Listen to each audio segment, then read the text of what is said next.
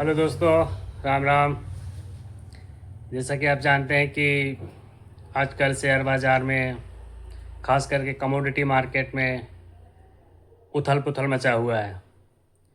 Commodity की बात करें तो गोल्ड और सिल्वर में जो तूफ़ानी तेज़ी पिछले कुछ दिनों में थी, उसमें अचानक से जो डाउनफॉल आया है, उसने बड़े बड़े इन्वेस्टर्स को, रिटेल इन्वेस्टर को हिला कर रख दिया है।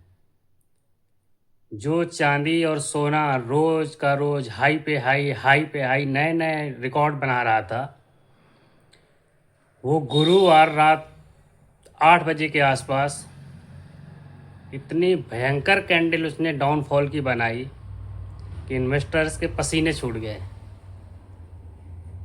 सिल्वर ईटीएफ में ज़ोरदार बाइंग चल रही थी।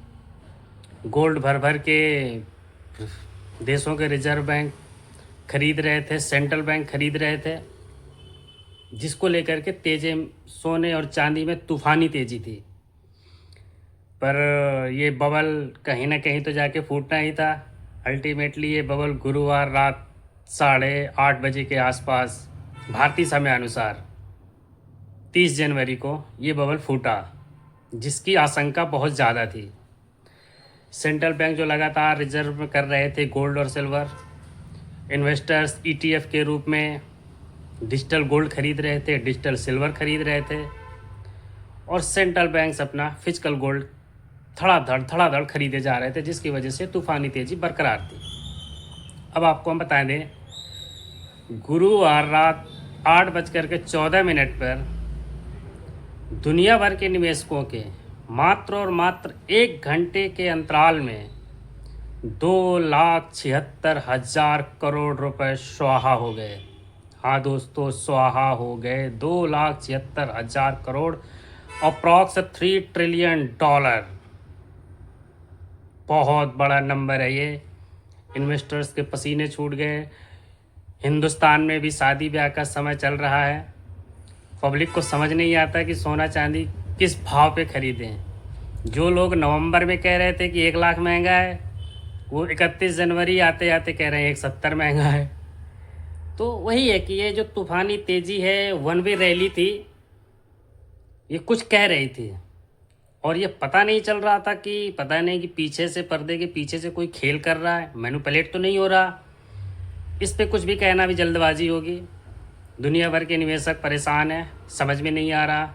जानकार भी परेशान हैं, और जानकारों को 1929 में एक ऐसे सिल्वर और गोल्ड में क्राइसिस आया था, वो पल वो याद कर रहे हैं। मात्र 1 घंटे की डाउनफॉल में उन्हें वो पल याद आने लगे। तो आज मैं आपको बताऊंगा कि हुआ क्या। एक्चुअली जो भारतीय समय अनुसार 29 जनवरी 2026 को रात 8:14 पे सिल्वर 4,20,000 पर किलोग्राम पहुंच गया था। और आज जब मैं आपसे बात कर रहा हूं 30 जनवरी रात 8 बजे, तो ये सिल्वर 3,40,000 के अप्रॉक्स ट्रेड कर रहा है MCX पे, मल्टी कमोडिटी एक्सचेंज, जो अंतर्राष्ट्रीय बाजार में वर्तमान समय का रेट चल रहा है। वहीं पर सोने की बात करें तो सोना 29 जनवरी 2026 को रात 8 बजे, जो कि चल रहा था 5,522 पर ऑन्स। अंतर्राष्ट्रीय मार्केट में दोस्तों सोने और चांदी को ऑन्स में मापा जाता है, जो कि ट्रेड डॉलर में होता है। जानकारी के लिए बता दूं कि 1 ऑन्स में 28.34 ग्राम होते हैं। अगर इसको आप ऑन्स डॉलर में समझ में ना आए तो थोड़ा सा इसमें संक्षेप में मैं बात कर लेता हूँ आपकी जानकारी के लिए। जैसे कि सिल्वर कल 29 जनवरी को $115 पर ऑन्स तक पहुंच गया था। गोल्ड $5,522 पर ऑन्स पे पहुंच गया था। तो अगर आपको छोटी सी कैलकुलेशन करनी है ना, तो आप जो है ऐसा करिए कि जो डॉलर चल रहा है पर ऑन्स के हिसाब से, जैसे 5,100 कुछ का, $5,108 पर ऑन्स इस समय गोल्ड ट्रेड कर रहा है। तो उसको आप 91 से मल्टीप्लाई कीजिए, क्योंकि डॉलर के मुकाबले रुपया 91 पे है। तो 91 इंटू 5108 जो आएगा वो आएगा ऑन्स का वैल्यू। और भारत में तोले के हिसाब से लोग खरीदते हैं, तोला ज़्यादा जानते हैं, तो 10 ग्राम का तोला होता है। तो 5108 गुणे 91 जो आप करेंगे, जो वैल्यू आएगी वो आएगी 28.34 ग्राम, मतलब 1 औंस की आएगी। और वहाँ से आपको 1 ग्राम की वैल्यू निकालना है। तो जो वैल्यू गुणा करने से आया 5108 गुणे 91 डिवाइडेड बाई 28.34, वो आपका वैल्यू जो मोटा मोटा निकल के आएगा वो 16,000 आएगा। वो 1 ग्राम की वैल्यू हो गई। और आप उसको 10 से मल्टीप्लाई कर दीजिए तो मतलब 1,60,000। ये आपके भारत की जो खरीद फरोख्त का जो एक मूल्यांकन किया जाता है वो आपका आ गया कि 1 तोला 1,60,000 का है। ये ऑन्स में ट्रेड होता है अंतर्राष्ट्रीय मार्केट में, जो कमोडिटी मार्केट होती है। थोड़ा सा आपकी जानकारी के लिए बता दूं कि जो सिल्वर 17 दिसंबर 2025 को 2 लाख का था, वो 19 जनवरी आते आते 3 लाख का हो गया। और 3 लाख से 4,20,000 तक पहुंचने में दोस्तों उसे मात्र और मात्र 10 दिन लगे। 19 जनवरी से 29 जनवरी रात 8:14 पे सिल्वर 4,20,000 पे था। वहाँ से डाउनफॉल आया जिसने इन्वेस्टरों के पसीने छुड़ा दिए। और इस समय जो वर्तमान समय में अगर देखा जाए तो दुनिया में सबसे ज़्यादा गोल्ड की जो रिजर्व है अमेरिका के पास है, अप्रॉक्स 8,133 टन। दूसरे नंबर पे आप देखेंगे कि जर्मनी के पास है 3,351 टन। तीसरे नंबर पे आप देखेंगे कि फ्रांस के पास, चौथे पे इटली के पास, इसके पास रसिया के पास, इसके बाद चाइना के पास, और भारत के पास जो वर्तमान समय में सोने का रिजर्व है सेंट्रल बैंक के पास वो है 800 प्लस टन। 800 के आसपास इतने टन भारत के पास गोल्ड का रिजर्व है। भारत भी बहुत तेज़ी से गोल्ड खरीद ही रहा है।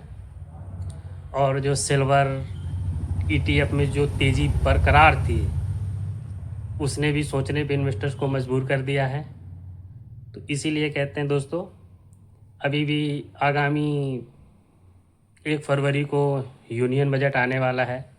उसको लेकर के हो सकता है कि अंतर्राष्ट्रीय मार्केट के जो इन्वेस्टर हैं वो अलर्ट हो रहे हों। देखते हैं भारत में क्या आता है। बजट के बाद ही मूव का पता चलेगा। तो हमारी भी आपसे यही छोटी सी रिक्वेस्ट है कि कमोडिटी मार्केट में जो ट्रेड करें संभल के करें। सोने चांदी में भी खरीदने की बेचने की जल्दबाजी पे, हाँ, जिन्होंने कल जल्दबाजी की होगी कि रैली पे रैली बन रही है 4:20 पे ख़रीद लिया होगा, तो उनके लिए मुझे थोड़ा सा दुख है कि डाउनफॉल उनके खरीदते के साथ ही आ गया। और जो लोग 17 दिसंबर या दिवाली के आसपास में गोल्ड सिल्वर खरीदे होंगे तो उन्होंने रैली को एंजॉय किया है। पर वही है ना कि 20% गिरने के बाद भी जो डाउनफॉल है वो उतना दुख नहीं दे रही है जितना रैली पे लोग एंजॉय कर रहे थे। रोज़ हाई पे हाई बना रहा था मार्केट। तो दोस्तों वही है कि देखिए 1 फरवरी के यूनियन बजट में फाइनेंस मिनिस्टर निर्मला जी अपना कुछ लेकर आती हैं आम पब्लिक के लिए, बाज़ार के लिए। देखते हैं कैसे संकेत रहते हैं। अच्छा है बजट, उम्मीद तो यही है। और कुछ मेरे व्यूवर मुझसे पूछ रहे थे कि टैक्स में आप क्या खास चाहते हैं। तो मैं अगर अपना व्यक्तिगत व्यू दूं तो दोस्तों, टैक्स में कुछ छूट आ गया तो मार्केट, इक्विटी मार्केट के लिए बहुत ही प्लस पॉइंट होगा, क्योंकि उसका सीधा सा असर कंजम्पशन पे पड़ता है। टैक्स पेयर का पैसा जो बचेगा वो मार्केट में किसी न किसी रूप में ट्रैवल करेगा। एफएमसीजी सेक्टर मजबूत होगा, ठीक है। आईटी सेक्टर को भी बूस्ट मिलेगा, ऑटोमोबाइल को भी बूस्ट मिलेगा, लोग गाड़ियाँ खरीदेंगे। एफएमसीजी सेक्टर मजबूत होगा, लोग खाने पीने पे ज़्यादा अपनी ग्रोसरी पे ध्यान देंगे। जब जेब में पैसा बचेगा तो लोग कहीं ना कहीं तो खर्चेंगे। गाड़ियों की सेल बढ़ेगी।